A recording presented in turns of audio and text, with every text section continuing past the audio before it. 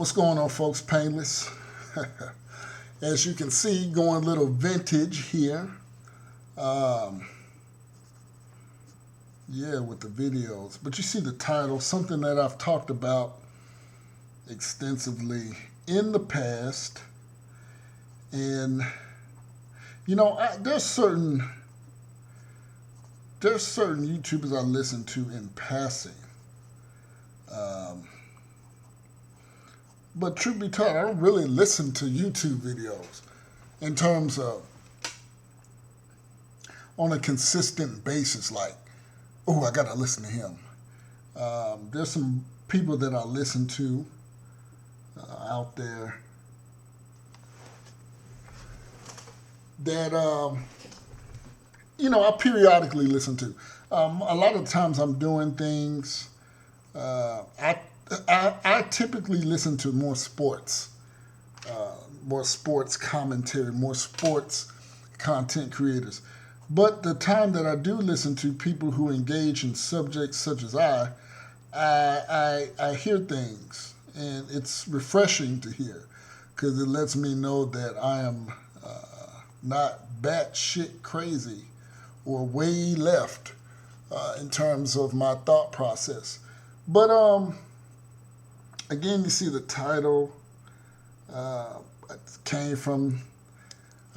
from the A, had a good time, spent time with some family, enjoyed myself, hung out in Midtown, went to Cam Newton's Fellowship Cigar Lounge. Very nice atmosphere, great food. The lamb chops are to die for. I had some nice sticks in there. They make great drinks. It's downtown in I believe the Castleberry Hills area, by the stadium. That stadium by Mercedes Stadium downtown. Mercedes-Benz Stadium, the new stadium. But anyway, I've talked about this subject. I've talked about rethinking Black American culture. And, me living abroad, many don't know I lived in Hawaii for an extended amount of time. The whole idea of colorism and has always, it's something that we, not only as Black people, deal with. Multitudes of cultures, I would say damn near every culture that we know of deals with darker skin versus lighter skin. I've always said this, and I've had some brothers co-sign this in their content, the concept of colorism versus featureism.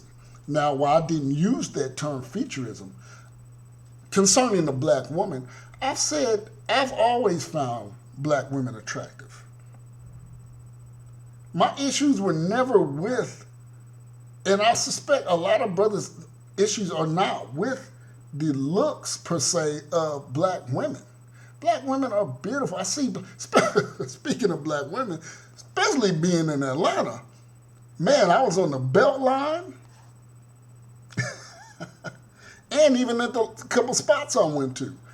All I saw was bad sisters of all shades. And I've said this, and I hadn't been to Atlanta in a while. I hadn't been to Atlanta in 2 years, but I haven't kicked it in Atlanta like I did this past weekend, and I don't know how long. But it was a refresher. Atlanta has some bad women. And I've known this, but it was refreshing again to have it confirmed and to know that it's still there. And I was kind of entertaining Atlanta, but I'm good here in the Bill where I'm at. And plus, I can always get to Atlanta. I'm about 3.5, 4 hours tops to Atlanta, so I can drive that standing on my head. So, but it was never about, her being dark or being dark or she's too light. It was always about the features of a woman. How symmetrical someone's face is. You know, uh, is one ear bigger than the other? That knocks off the symmetrical features of someone. The spacing of the eyes, the width of the eyes, the nose, of course, the lips. Women have always said about me, they love my smile because I have dimples and I have a big cheeseburger. I have big features. Like I have big ears, not in the sense that they stick out, but they're big ears. They're large ears. I have a large nose. I have a big face, but not overly big. But I don't have, if you look at Africans, they tend to have smaller heads, the small beady eye, broad. It depends, and that's the thing about us. Deriving from that continent, we come in all shapes, sizes, and colors. But rethinking at black culture and black men marrying out and interracial dating. And I've heard brothers say this, and I've even said this. I'm not sure if brothers that do this are aware when they're doing that, but this is a byproduct. One can look at a Patrick Mahomes. One can look at the new quarterback for the San Francisco 49ers, Trey Lance. What you're seeing, you look at the balls, LaMelo, the other boy, those ball boys from LeVar Ball, they're in the NBA. Black man, white woman. The drive, the kick-ass of LeVar Ball, who come from an era where he understood that you had to do a little bit more, combined with the proper nurturing from a white woman, is something that I think we've seen can be masterful. Now, you have the ones that, like the dude that got killed up in Minneapolis, that where we were so accustomed to is seeing what perceived as straight black young man in those of the Michael Browns, the Freddie Grays, the Trayvon Martins. Here you had a brother up there, a young man, who got killed trying to run from police. And instead of the taser, the lady shot him with a service pistol. He was white and black father, white woman. But I looked at them and I could already tell what type of couple that they were in their background. Not really educated, come from the hood, doesn't make good decisions, which, rubbed up on that young man. I can't recall his name. But anyway, typically, the white woman, and the black male union, especially when a brother who's in college and finds a white woman, the white woman is maybe pursuing him. He plays ball for a couple of years. Trey Lance is a perfect what's his name? The dude that plays for the Hawks.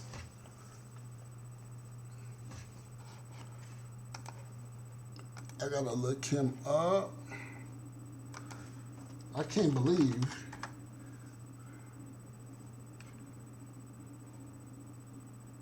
somebody's probably doing it right now. And it's gonna, watch when I pull it up, it's gonna be so. Trae Young. Trae Young, prime example, perfect example. Played ball at OU. There's tons of brothers in Oklahoma that, put it this way, there's tons of Trae Youngs in Oklahoma. The union of a black male and a white woman. The studiousness of the black male, ex-sports, ex-athlete, spends time with his son, has that drive, puts that kick-ass, take names, you know, you gonna get this right mentality type of brother, and the nourishing, the gentle, what it knows like to be a mother coming from the white woman. And people don't want to hear that, but it is what it is. Because I'll just say, look at your fruits. The white woman, and I've said this many years ago, black women should take things from other women. The white woman's son is not getting shot in the street night after night, nor by white men that look like him, and not by police. For the most part, for all you brown and black cheerleaders, which the brown doesn't mention, for the most part, the Latino isn't getting shot, and he may be getting shot and killed by other Latinos, but he's not getting shot by police, because there's a code amongst those people whose names end in vowels. It's chump. It's not manly like to make a scene when police come. When you're hooping and hollering and crying for your mama at 46 years old, that's looked down upon in those peoples whose names typically end in vowels. I-E-I-O-U, you know. So I just had to say something else. What the fuck is a vowel? A-E-I-O-U. Those are vowels. So those people whose names end in vowels, they have, some of them have international criminal elements to do the things that an everyday black American hood does, and I mean a thug or a member of the underworld, when approached by police, would get them DP'd in those people's groups that end in vowels, meaning he would get disciplined or even killed for acting like that. That's what I mean. And if you don't understand, just scroll that red bar at the bottom of your screen on this video and hear it again, because I'm not going to repeat it.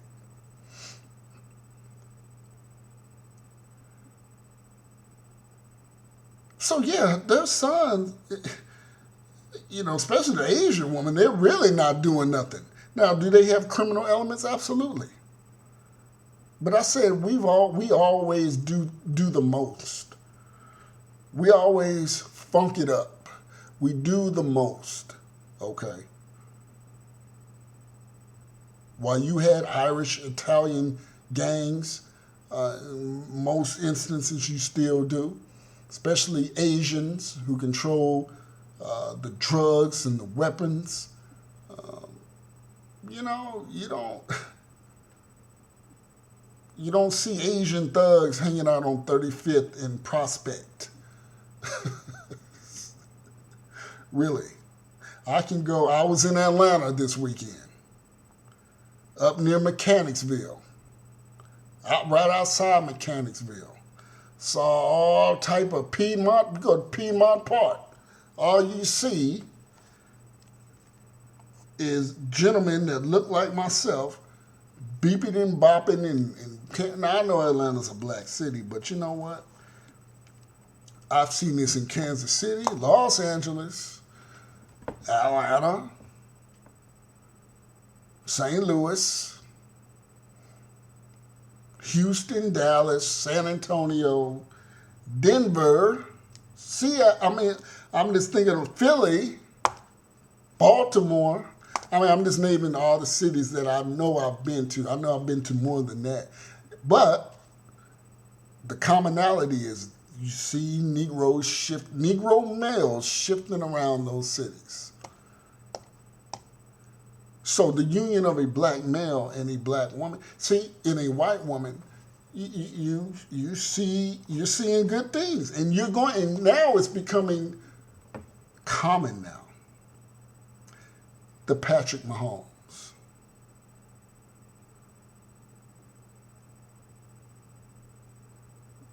You're seeing this. The white woman instilling in her child resolve and temperament, where the so-called black community. See, I've said this.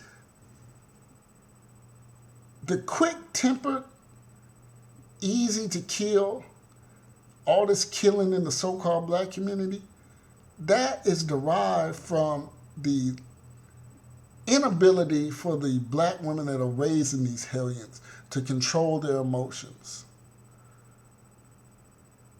to reason, it's very masculine for a woman to be so quick-tempered, like we see in the so-called black community amongst the black woman. It's masculine in women. It's feminine in men.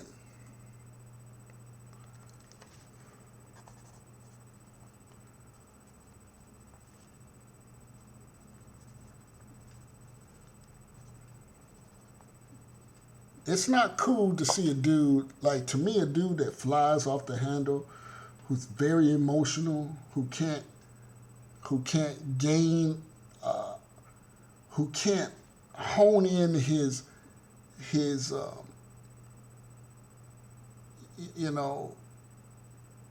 feelings, who can't get a hold of those and restrain from, lashing out. That's feminine to me, but it's masculine in a woman. So all these young boys, that's where they learn this from. That wild behavior. So with that being said, you see what you're going to see.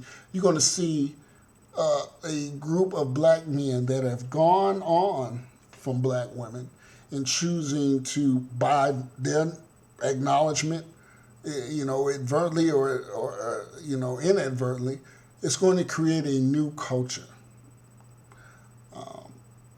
where black men are leading the way. Because let's be real. The black women that they are choosing, and I'm not talking about, because there's model black couples. I know plenty of them. Don't get me wrong. But for the most part, a Negro living in Sandy Springs outside of Atlanta making $212,000 a year. Their politics is the same. Their politics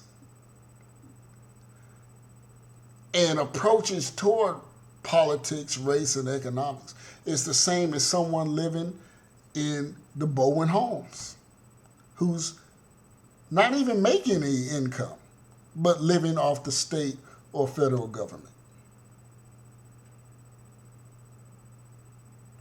That's what we have, folks. You essentially, in the so-called black community, you can have people on the opposite income spectrums have the same politics, same thoughts towards politics. I hate Trump. Why? Why do you think? Oh, okay, because he's crazy. Oh, they're trying to disenfranchise us with the voting rights. Why? Because we need an ID. Don't you think in 2021 everyone should have an ID? Well, a lot of us, we don't have the time, or we can't fill it out, or we don't. And see, that type of thinking is going to stay in those sectors. So while there are model black couples, i.e. raising children that are not getting in trouble, that same mindset, which I just mentioned, is part of the so-called black community. Now, with the black man and the white woman, or Hispanic or Asian, that's going to change by default because of the guidance of the mother. The different mindset of a black male. Black males who marry out, especially white women, I'm not talking about your Ray Rays and Pookies who deal with white women with tattoos and they wear gold teeth and wear pink and try. Your Rachel Dolezal wannabe black chicks, wannabe hood white chicks. No, they belong to the streets. I'm not even entertaining those brothers that deal with white women like that. I'm talking about your brothers that are pretty educated, not even in school, but have a good thing going on that just says, by default, stepping out, your mindset is going to be different. When you're going out and you decide to lay with someone and marry someone, this is just my opinion, of a different ethnic group, especially a white Caucasian woman, your mindset is going to be different. Typically, if you got something going on about yourself. So you have that in combination with the different parenting styles of a white woman or Hispanic woman or Asian woman, women that, and many of y'all can vouch for this. I've said that black women can learn from the nurturing tactics of said women I just mentioned. I've been saying this for years. Humble thyself, black woman. It's your sons that are dying every night on your watch. We can sit here and talk about black men not being home. Well, who's left? Who's there is irrelevant. Who is raising them? What are the fruits? These are the fruits. So, like I said, you're going to have a new culture where that whole woe is me is becoming tiresome. It's becoming weak. The excuses, the asinine excuses, 1960s excuses. Nah, nobody's really feeling that no more. And that's a part of culture that black folks need to do away of.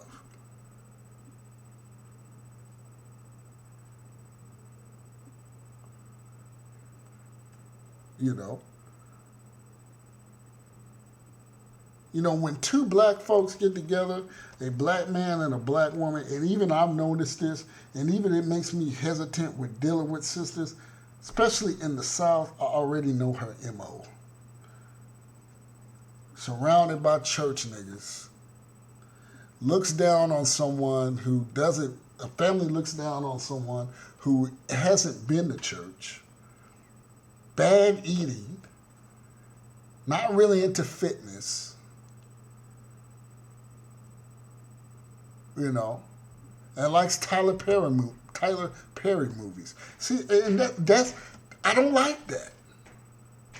I like to work out.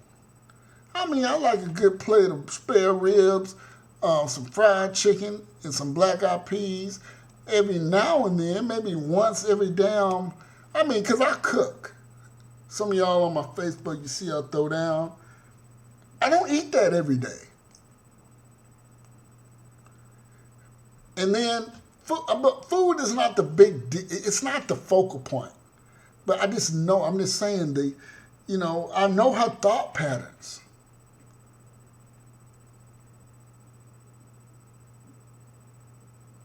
I know Negro, our culture, and this is not all black women, of course not. But a good majority.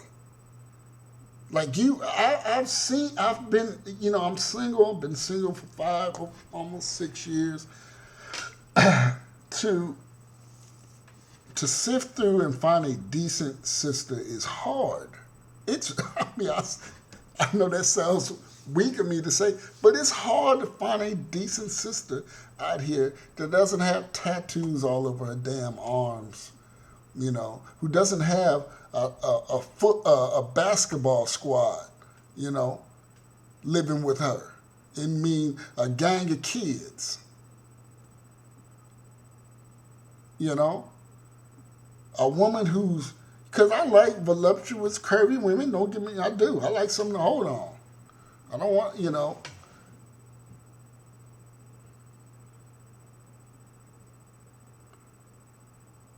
But I don't want my 600-pound life big. I don't want that. That's not attractive to me. That's not someone I want to walk down the aisle with. That's not someone I want to walk around with. And that's okay for people to say that, women or men.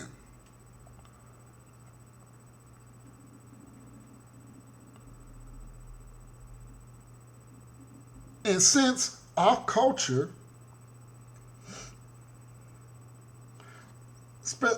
in the South, it's a little bit like we still say "excuse me," we hold the door. That's great. I couldn't live in California and deal with those black folks out there. No, their mind is gone. And no offense to my black people in Cali, on the West Coast, but y'all are really detached, and I see it as y'all begin to move down here, and y'all don't speak, and y'all don't acknowledge. You're kind of low key rude, and you should have stayed in your tail in California.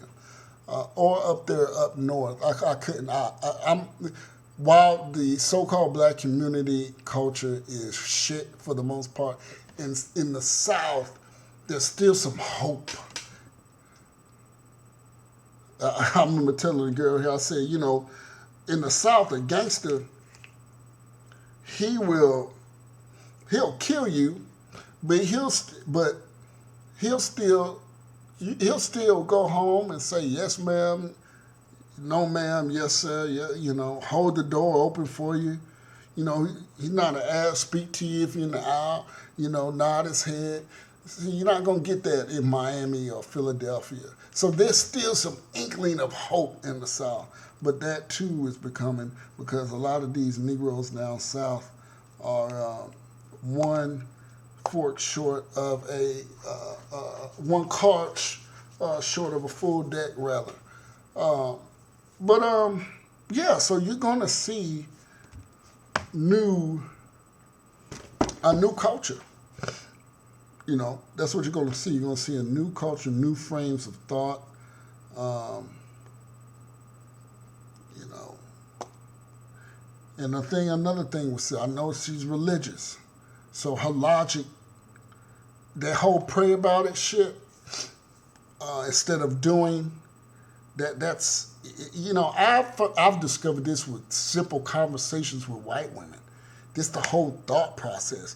There's no, you know, while there's some, because I'm in the South, but there's some little pray about it. But in the end of the day, that white or Hispanic woman knows I got to do something. I can't just be on my knees. You know, you sitting up in church talking about praying for a man. Well, you should start at the gym first. You know, and I'm not saying you got to wear a size 4. You know,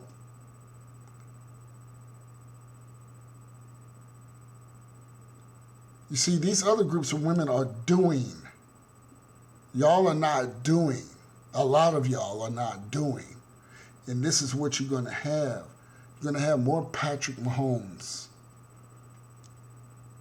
more Trae Youngs that are taking over because they don't have those black hang-ups that many offspring of black couples perpetuate.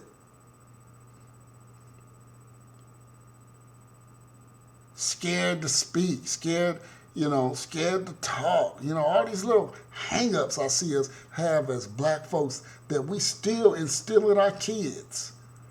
Fear. Weak-minded, woe is me.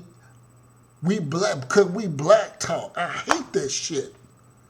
Now, is there a race? Absolutely. But if you continue using this 1960s rhetoric,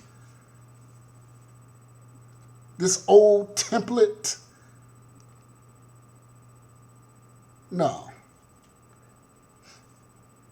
And you know what? These Africans that come over here, they don't have that. You ever notice that? Why aren't these Nigerians getting popped in the street by police? Why aren't these Ghanaians getting popped in the street? It's African American degenerative behavior that gets black men killed. The inability to control your goddamn self when authority is around. The inability to talk your way out or to talk without raising your hands, busting a goddamn vein in your forehead because you're so upset. That is the type of behavior that needs to be ousted out of the so-called black community. Where you have grown men, 40-year-old men, hooping and hollering, begging and pleading instead of talking instead of claiming his goddamn manhood and talking his way out of a situation. That is the shit that we need to oust out of the so-called black community. I don't want to be walking down the street and somebody look at me who is non-black and say, damn, he's probably a large guy and he probably can be a hashtag one day. Because the cops will surely shoot his big black ass down. See, and when I say I don't like it, it's not that I'm begging for them to change. It's just the weak talk needs to stop.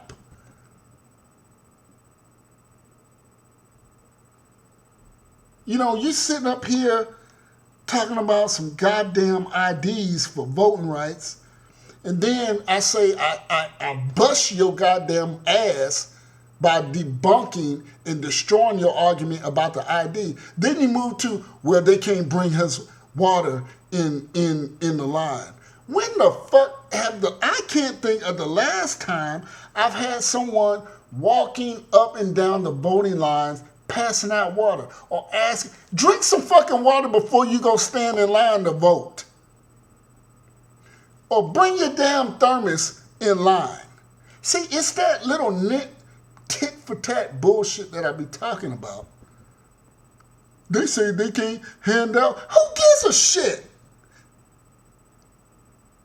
It's that type of defeatist, nitpicking, bullshit, pick your ass type mentality that you want to see painless unravel? That type of shit unravels me.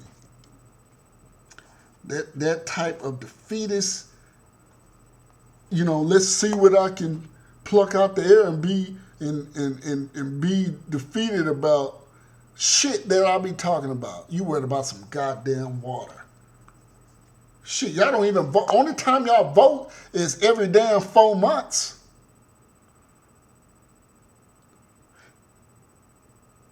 I mean, 4 years, excuse me. You ain't out there voting for that damn, you're not voting for that judge who locks your ass up. You're not voting for these superintendents that put critical race theory or don't want it or whatever. I can give a shit about critical, whatever. But vote to go get that judge out that's letting these cops off in your little mind, that are letting these cops off that are shooting these unarmed black boys that you perceive are innocent. Go vote them judges out. No, your ass is at home waiting on November the 1st. every 4 years to see who's going to be in the goddamn White House. When the motherfucking White House don't have shit to do with what you deal with every day.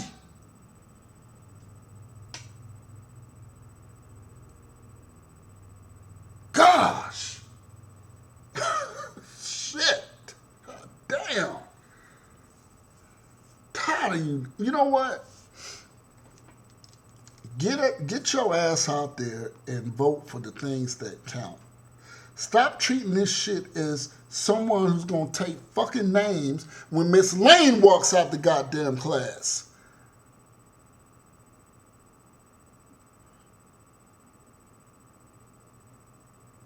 Grow up. Painless out.